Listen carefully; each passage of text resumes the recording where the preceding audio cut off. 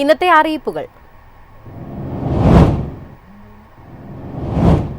UPI ഇടപാടുകൾക്ക് GST ബാധകമാക്കുന്നുവെന്നുള്ള വാർത്തകൾ തള്ളി കേന്ദ്ര ധനകാര്യ മന്ത്രാലയം. GSTയുമായി ബന്ധപ്പെട്ട തീരുമാനങ്ങൾ GST കൗൺസിലിന്റെ ശുപാർശകളുടെ അടിസ്ഥാനത്തിലാണ് എടുക്കുന്നതെന്നും നിലവിൽ അത്തരമൊരു ശുപാർശ ലഭിച്ചിട്ടില്ലെന്നും കേന്ദ്ര ധനകാര്യ സഹമന്ത്രി പങ്കജ് ചൌധരി വ്യക്തമാക്കി.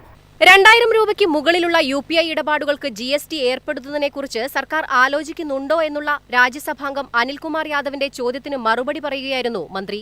GST കൗൺസിലിന്റെ ശുപാർശകളുടെ അടിസ്ഥാനത്തിലാണ് GST നിരക്കുകളും ഇളവുകളും തീരുമാനിക്കുന്നതെന്നും ഇത് കേന്ദ്ര സംസ്ഥാന കേന്ദ്രഭരണ പ്രദേശങ്ങളിലെ അംഗങ്ങൾ ഉൾപ്പെടുന്ന ഒരു ഭരണഘടനാ സ്ഥാപനമാണെന്നും GST കൗൺസിലിൽ നിന്ന് അത്തരമൊരു ശുപാർശയും നിലവിലില്ലെന്നും പങ്കജ് ചൌധരി അറിയിച്ചു.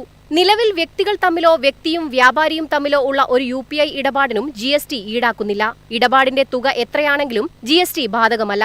കഴിഞ്ഞ വർഷം 2000 രൂപയ്ക്ക് മുകളിലുള്ള UPI ഇടപാടുകളുടെ സേവന നിരക്കിന് 18% GST ചുമത്തുന്നതിനെക്കുറിച്ച് ഒരു നിർദ്ദേശം വന്നിരുന്നു. എന്നാൽ ഇതുവരെയും GST കൗൺസിൽ ഇത്തരമൊരു ശുപാർശ നൽകിയിട്ടില്ല.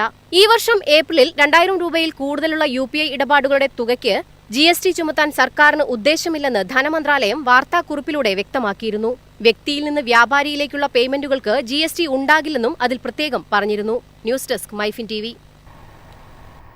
അസാബ് കേരള കഴക്കൂട്ടം കമ്മ്യൂണിറ്റി സ്കിൽ പാർക്കിന്റെ നേതൃത്വത്തിൽ തൊഴിൽ മേള സംഘടിപ്പിക്കുന്നു. ജൂലൈ 26-ന് നടക്കുന്ന തൊഴിൽ മേളയിൽ 100-ലധികം തൊഴിലവസരങ്ങൾ ലഭ്യമാകും. ഉന്നത വിദ്യാഭ്യാസ വകുപ്പ് വിജ്ഞാന കേരളം പദ്ധതിയുടെ ഭാഗമായാണ് മേള. പ്രവേശനം സൗജന്യമാണ്.